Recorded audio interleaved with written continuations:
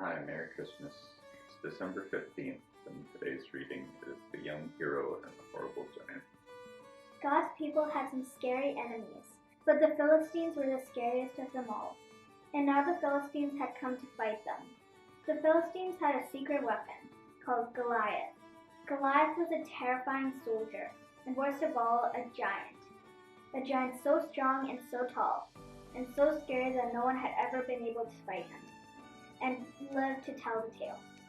So there they were, the Philistines standing on the top of one hill, God's people standing on top of the other.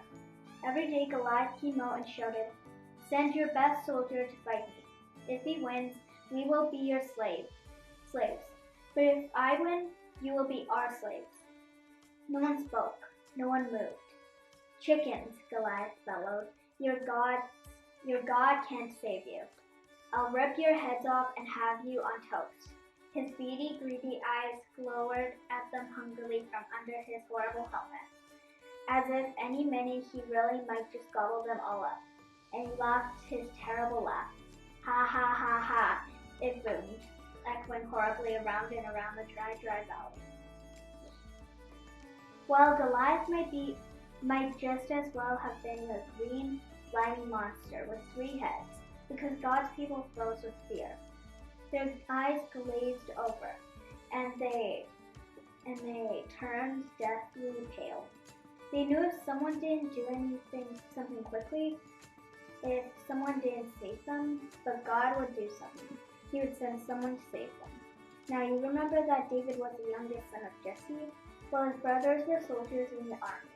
One day when David brought his brothers their lunches, he saw Goliath, and he saw how scared everyone was. "Don't be afraid," David said. "I'll fight him for you." "You're only a little shepherd boy," the king said, "and Goliath is a great soldier. How will you fight him?" "God will help me," David said. So the king gave David his royal armor to wear. But it was too heavy and too big, and David couldn't even walk. "I won't need this," David said. Instead, David picked up 5 smooth stones from the stream. 1, 2, 3, 4, 5. Took his slingshot and walked towards Goliath. Step, step, step. Goliath walked towards David. Thud, thud, thud. "You?" Goliath peered down at the small boy. "I'm little," David shouted at him, "but God is great." Goliath laughed an even terribler laugh than before. Ha ha ha ha ha ha ha ha. It went. With just one swing of his giant sword, Goliath could finish the boy off. But David kept going. It isn't how strong you are or how many swords and spears you have that will save you. It is God who saves you.